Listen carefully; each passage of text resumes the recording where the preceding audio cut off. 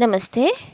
Today, ninth standard, we are going to discuss on poem Africa written by David Diop. So, this poem is a reminiscence of Africa. The poet learned from his grandmother's songs about Africa. So, the poem is about the struggle of Africans for their respect against the colonialism of British. So, the message of this poem is Africans will not lead a life of slavery forever, but break the shackles and bring change. So let's begin. In the initial, poet has given two examples of famous personality who have shown their fight against the slavery. So first one is Abraham Lincoln, the president of USA. He was able to abolish the slavery in USA. He was able to stop civil war and he able to stop the division of a country.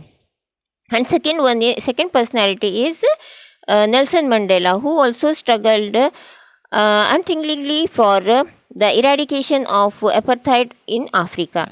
So these are the two personalities who have fought against slavery in Africa and in USA. So the summary of the poem is like this. First I will read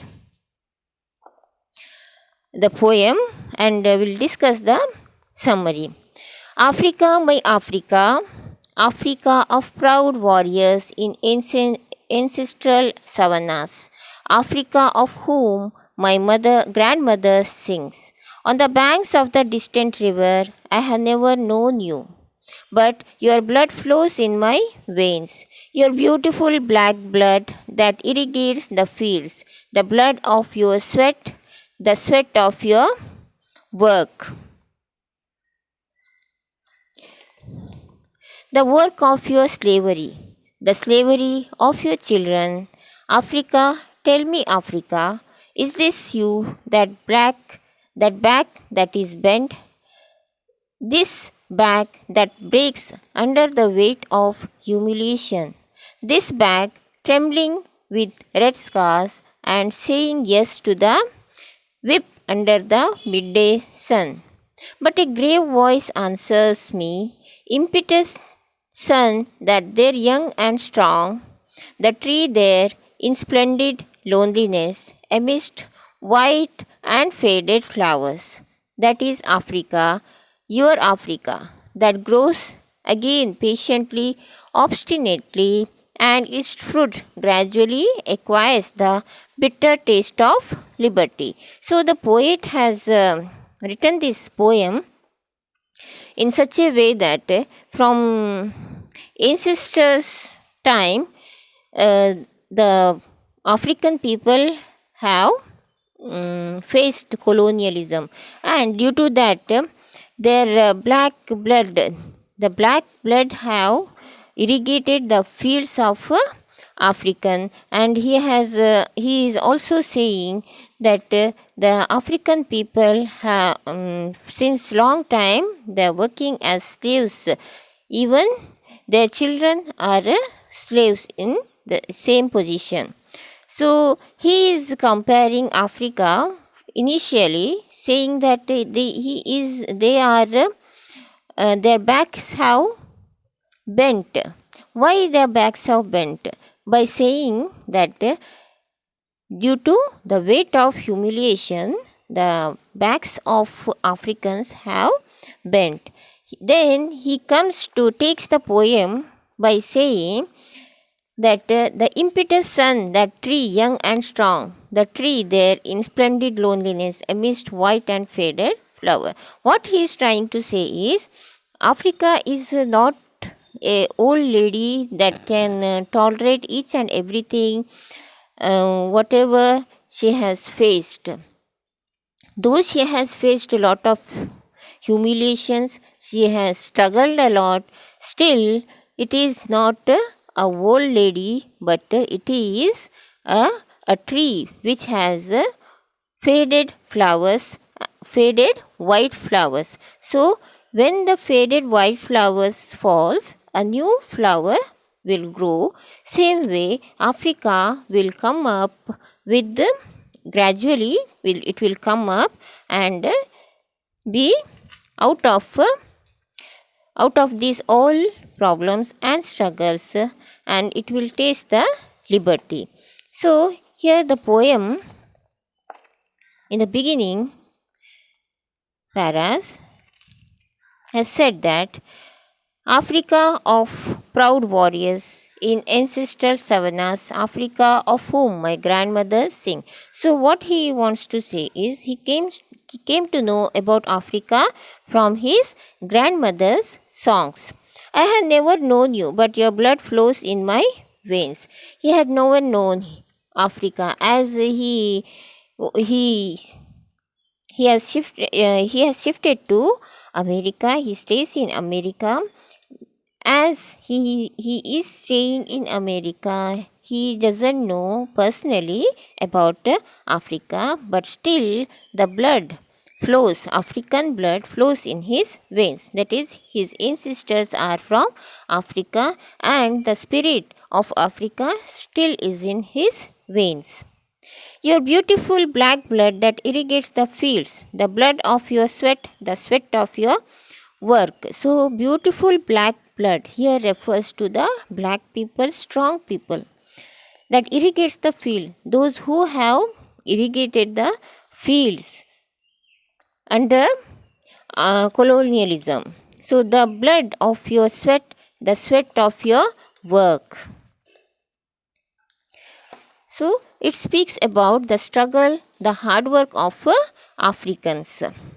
So, the poet addresses Africa as a nation which has struggled throughout for respect. The African peoples have toiled as slaves in the fields of white men, and they have been slaves for generations, and wonders whether the country has become used to this demoralization. He feels sorry for all those Africans who have suffered under the colonials, Britishers. And he also says that your sweat and your blood has irrigated the African fields. But he suddenly hears a voice. The work of your slavery, the slavery of your children, Africa, tell me, Africa, is this you? This, that your back is bent, this back that breaks under the weight of humiliation. Then the poet says that he suddenly hears some voice. That voice says that throughout the generations, you have faced the humiliations, and it has grown to the extent that even your children, grandchildren, the slavery is carried from generations to generations. But originally, you people, Africans, are very strong people. Still, you can hope for to stand strongly against the Britishers and patiently against the Britishers and get the liberty. So here in the 15th line, this back trembling with red scars. What does it mean? This black trembling with red scars. Red scars here refers to the suffering and humiliation suffered by the Africans. The whip of Africans is referred here. And saying yes to the whip under the midday sun, the hard work, the work they have done in the fields. But a grave voice answers me, impetuous son, that tree young and strong, that tree there in splendid loneliness amidst white and faded flowers. So impetuous voice, a strange voice, unknown voice, ask him. It tells him, this is not a weak Africa, this is a strong Africa. So the Africans people are not weak, they are very strong. They are like tree which has faded white flowers which may The white flowers will fall definitely, and one day the green leaves and new flowers will blow in Africa. Similarly, African people will withstand everything, and they will change the situation in the Africa, and they will get liberty from Britishers, and also liberty from each and every humiliation struggles they have experienced all through the ages. So the message of this lesson is that it gives a message that Africa will not lead a life of slavery forever, but it will break the cycles and bring about change and freedom one day. So, very beautiful poem written by David Diop about African people and his Africa. Read this poem by heart. 10 to 15 lines. Learn this poem by word to word and try to understand the pain of the writer personally. While you read this poem, you will definitely understand the pain of the poet by yourself. Try to feel the pain and try to understand the poem by yourself, and read, underline the difficult words. And one homework for you: write the summary, whatever I have told you about Africa in this lesson. Write the summary of the poem, and then try to answer the questions and answers at the back of the lesson. Though I will give you the answers and summary, but still I request you by yourself try to write the summary of this lesson in the rough book. Till then, till my next video, namaste, take care.